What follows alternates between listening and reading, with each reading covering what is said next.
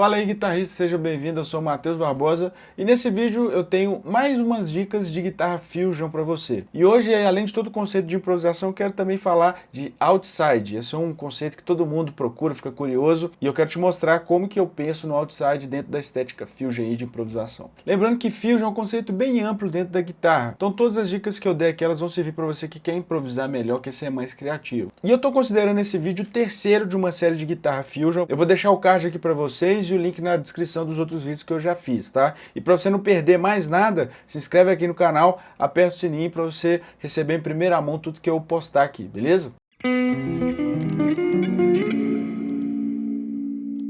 Então bora lá, se você não assistiu o primeiro ou o segundo vídeo, eu vou fazer um breve resumo aqui de algumas das coisas que eu falei lá, porque isso vai ajudar a gente no ponto principal desse vídeo aqui, que eu quero falar a respeito de outside, que é uma coisa muito presente aí no neo soul, no fusion de maneira geral. Então bora fazer uma revisão rapidinho aqui e eu vou dando exemplos. A primeira coisa que a gente normalmente considera é qual a sonoridade que a gente quer, obviamente. Então você pode fazer isso através da escala pentatônica ou dos modos, seja lá o que for. Uma coisa legal que você pode fazer para você ter mais possibilidades aí de som e de criatividade é você utilizar todos os arpejos do modo. Então, por exemplo, se você está em Lá menor e aí você considera Lá menor dórico, você sabe que Lá menor é o segundo grau de Sol, então você pode utilizar todos os arpejos de Sol maior, tipo Sol com sétima maior, Lá menor com sétima, Si menor, Dó com sétima maior, Ré com sétima, Mi menor com sétima, Fá sustenido meio diminuto, e cada um desses acordes vai ter uma série de intervalos diferentes dentro do Lá menor, e você vai experimentando e vendo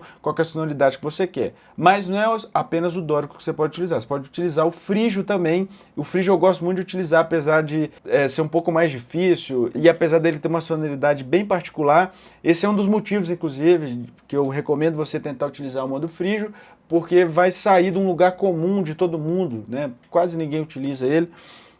E aí a gente vai ter os acordes de Fá maior. Então você tem Fá com sétima maior, Sol menor com sétima, Lá menor, Si bemol, Dó com sétima, Ré menor e Mi meio diminuto.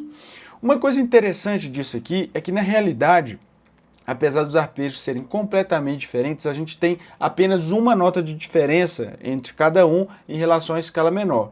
Por quê? O modo eólio, que é a escala menor natural, a gente tem tônica, segunda maior, terça menor, quarta e quinta justa, sexta menor e sétima maior, não é verdade? Então, no modo dórico, a gente, ao invés de tocar o Fá, a gente vai tocar o Fá sustenido, e no modo frígio, ao invés da gente tocar o Si, a gente vai tocar o Si bemol. Cara, já parou para pensar no quanto que isso é simples? E apesar de ser uma notinha apenas, isso desencadeia muitas outras sonoridades diferentes se você considerar os arpejos, tá? Aí alguém vai pensar assim, pô, já então que tem a segunda menor e a sexta maior, então isso é outside. Não necessariamente isso é outside, mas se liga nos exemplos que eu vou dar aqui agora. Vou dar um exemplo aqui utilizando tanto os arpejos do modo dórico quanto os arpejos do modo frígio, saca só.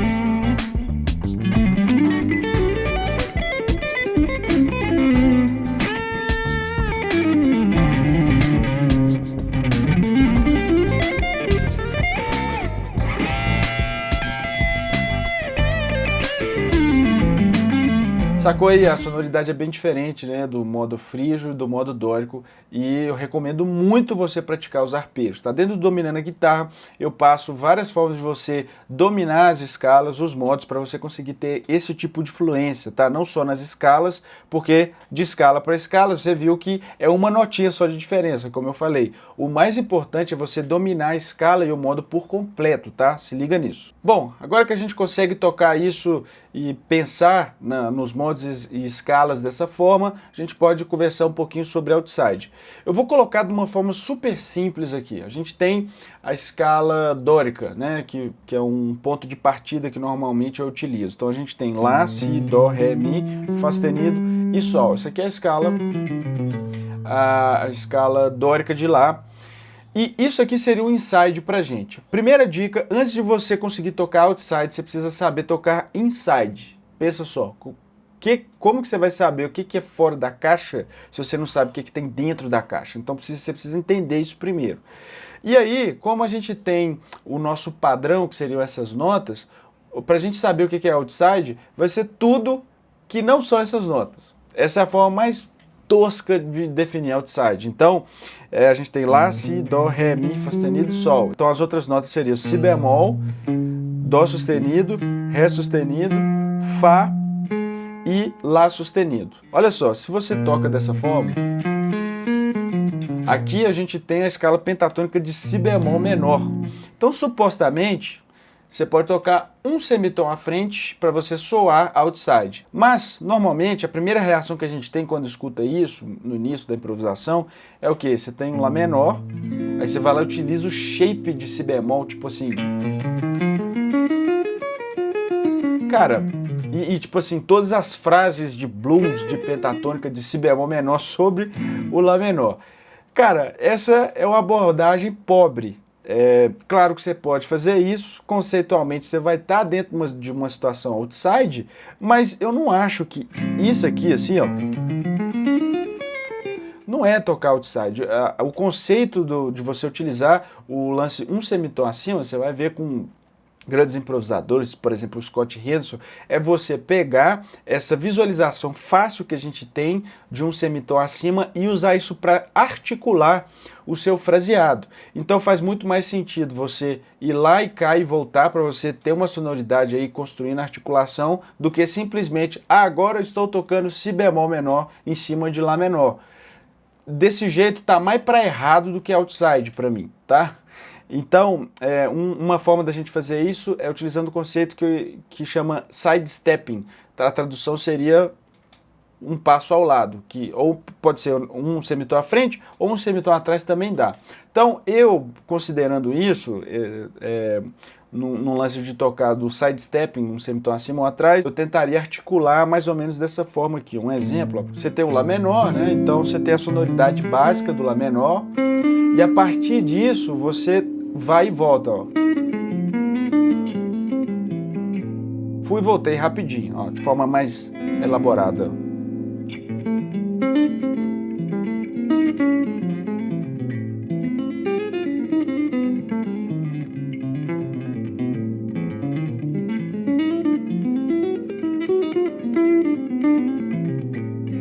Ok? Então aqui não tem nada além de pentatônica, um semitom à frente ou um semitom atrás. E veja que o mais importante do outside, para mim, essa é a minha forma de pensar, é que é o seguinte: por que utilizar um outside? Você tem o contexto normal, seria da tonalidade ou do modo que você está utilizando, e o outside ele serve para dar um brilho assim no que você estiver fazendo.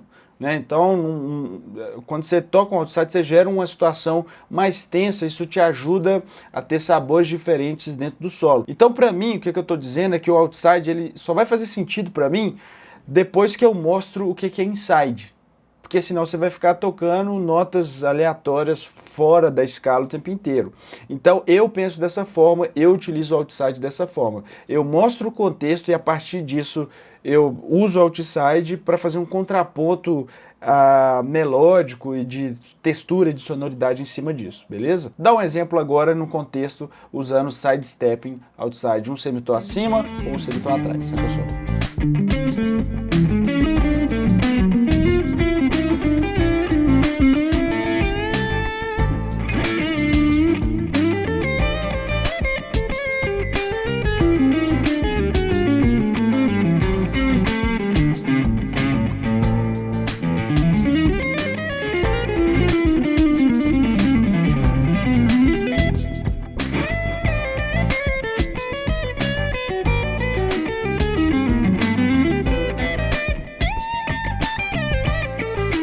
Sacou? E eu utilizo alguns padrõezinhos de pentatônica mesmo e movimento eles, né? Por exemplo, você pode fazer aqui, por exemplo...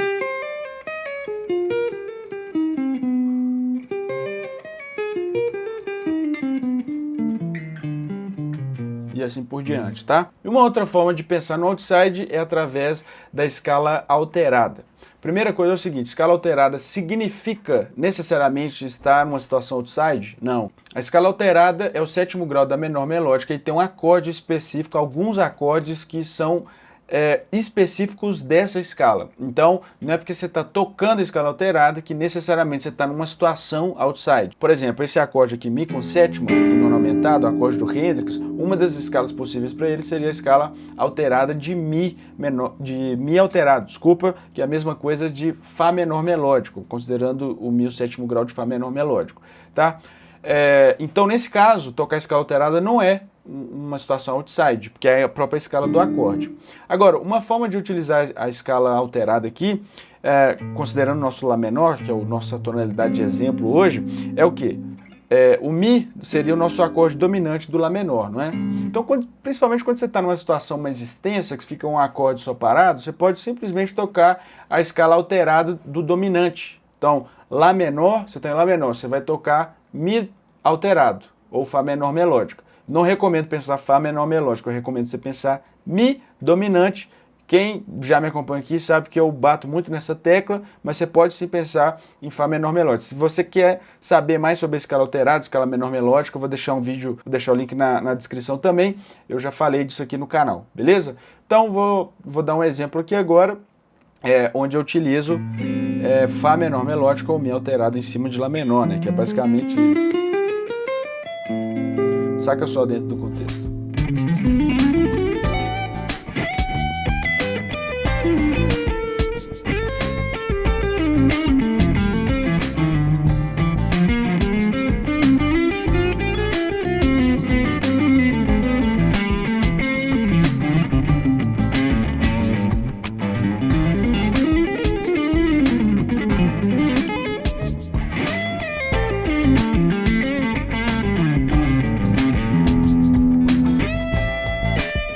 Galera, é isso aí. Espero ter tirado algumas dúvidas, te ajudado, pelo menos te dado um gás aí para você ficar afim de estudar e praticar. Esse lance de sonoridades é uma área de estudo muito legal, eu gosto muito, tá? Se você quer mais dicas como essa, não deixe de seguir aqui no canal, deixa seu comentário se você quer me ver falando sobre alguma coisa específica. Dá um toque aqui, porque eu vou ficar feliz demais de ajudar. Então é isso e até a próxima. Valeu!